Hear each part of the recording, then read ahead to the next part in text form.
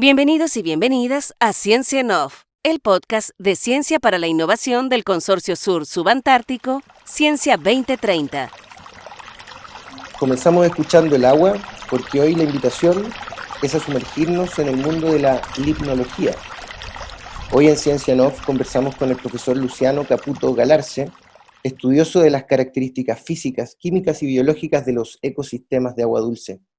Bienvenido, Luciano. Bienvenido al primer capítulo de Ciencia en Off del Consorcio Sur Subantártico del proyecto Ciencia para la Innovación 2030. ¿Por qué la ciencia, Luciano?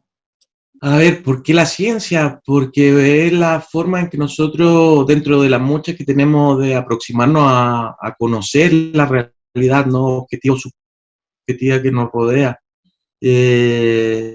Y porque esta nos entrega información valiosa que nos sirve para tener criterios, para priorizar, por ejemplo, en la gestión ambiental territorial, de lo que nos convoca, nos ocupa, que es la conservación de los sistemas acuáticos en escenarios de riesgo ambiental, ¿no? Que están asociados al cambio climático per se, y uno de los temas centrales que a nosotros nos interesa es el arribo de especies exóticas invasoras de sistemas acuáticos, lagos, ríos, estuarios.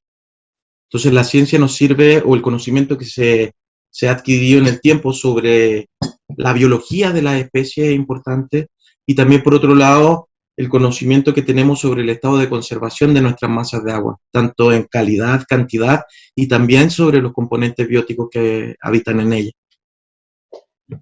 ¿Cómo comenzó tu aventura científica, Luciano, en términos de formación? Porque alguien que, entiendo yo, que se dedica a la limnología puede venir de distintas disciplinas, pero probablemente desde la biología donde uno comienza esa aventura científica, ¿no? Claro, precisamente yo cuando terminé cuarto medio estaba muy interesado en estudiar biología marina, hice la prueba de aptitud, como se llamaba en esa época, y quedé, y me iba a ir a estudiar a La Serena, y luego por motivos personales y familiares me quedé en Santiago, y seguí estudiando licenciatura en Ciencias con mención en Biología en la Facultad de Ciencias de la Universidad de Chile. Ahí recibimos una formación muy potente, muy buena. Allí, en el laboratorio de la profesora Irma Vila, me empecé a interesar por los temas de limnología y ecología acuática.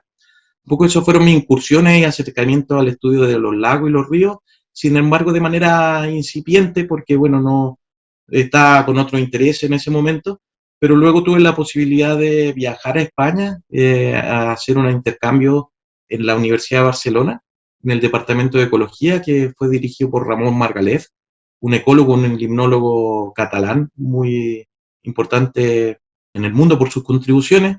Y luego de estar trabajando ahí como asistente de investigación, bueno, como tuve la posibilidad de optar a una beca para estudiar el doctorado con financiamiento del Ministerio de Ciencia y Tecnología Español, el MSCI. Afortunadamente me adjudiqué la beca y con eso pude desarrollar mi doctorado en el estudio de los embalses españoles, de los embalses, la represa, bueno, masas de agua, lagos artificiales, ¿no?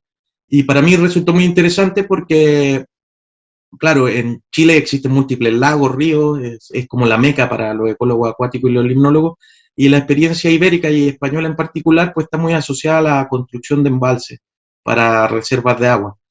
Y claro, para poder gestionar la calidad del agua y el estado ecológico de los sistemas acuáticos, la Comunidad Europea instauró lo que se llama la Directiva Marco del Agua, que fue muy fuerte y se desarrolló todo, justamente cuando yo estaba haciendo mi doctorado allá, en el año 2000. En ese contexto yo desarrollé mi doctorado, me especialicé en ecología, ¿cierto? El programa era un programa de ecología, estudio avanzado en ecología, y me especialicé en limnología de embalse a escala regional.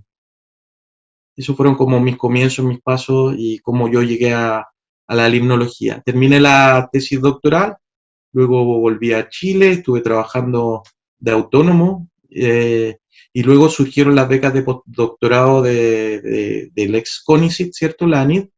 Hice un postdoc en la Universidad Austral de Chile, y al cabo de un tiempo se abrieron las postulaciones a los concursos de atracción de capital humano avanzado para la incorporación a las universidades.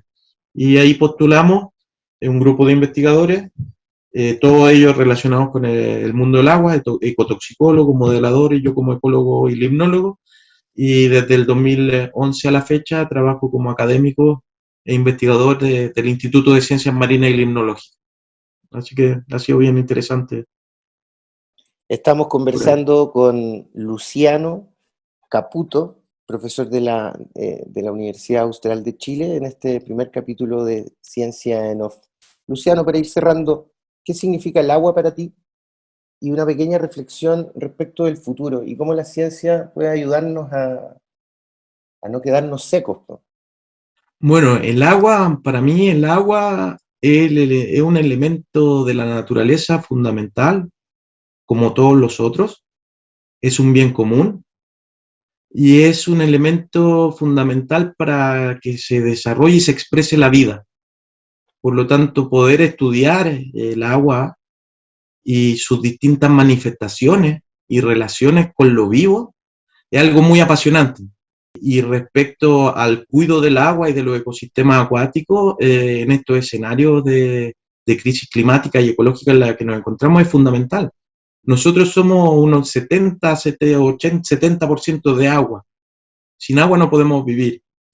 Y todos los escenarios de cambio climático, incremento de las temperaturas, pues pronostican que el agua como elemento fundamental para la vida y la formación de los ecosistemas está amenazada y está en riesgo. Por lo tanto, hay que prestar particularmente atención en proteger y tratar de conservar los ecosistemas acuáticos que han sido poco perturbados por la actividad humana y que son reservorios de biodiversidad local. Y dentro del contexto de las invasiones biológicas, pues los riesgos de el arribo de especies exóticas invasoras, ya sea de flora o fauna, pues suponen riesgos para la conservación de la salud de los ecosistemas, pero también pueden implicar riesgos para la salud humana. O sea, hay riesgos de bioseguridad asociados al potencial arribo de especies que puedan generar toxinas o que puedan generar disrupción en infraestructura humana que sea destinada para abastecimiento. Y bueno, tiene muchos otros impactos que están empezando a ser recién conocidos en mayor detalle.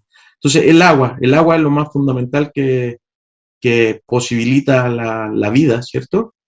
Y que se está viendo que está en riesgo, ¿no? Y que por eso tenemos que ser conscientes y responsables de la gestión ambiental territorial, transitando a formas más amables y respetuosas con la naturaleza, porque se nos olvida que somos agua, pero somos parte de la naturaleza al mismo tiempo.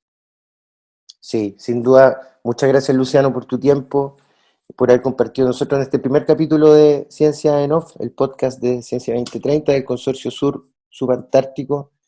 El agua es vida, sin ella simplemente desaparecemos y probablemente frente a los efectos que estamos viendo ya no hay tanta duda frente a los fenómenos que se están volviendo más extremos. Y nada, la ciencia parece ser el camino con un dato irrefutable que es salvar vidas de aquí al futuro, ¿no? El gran desafío está planteado y las soluciones están, muchas de ellas a la vista.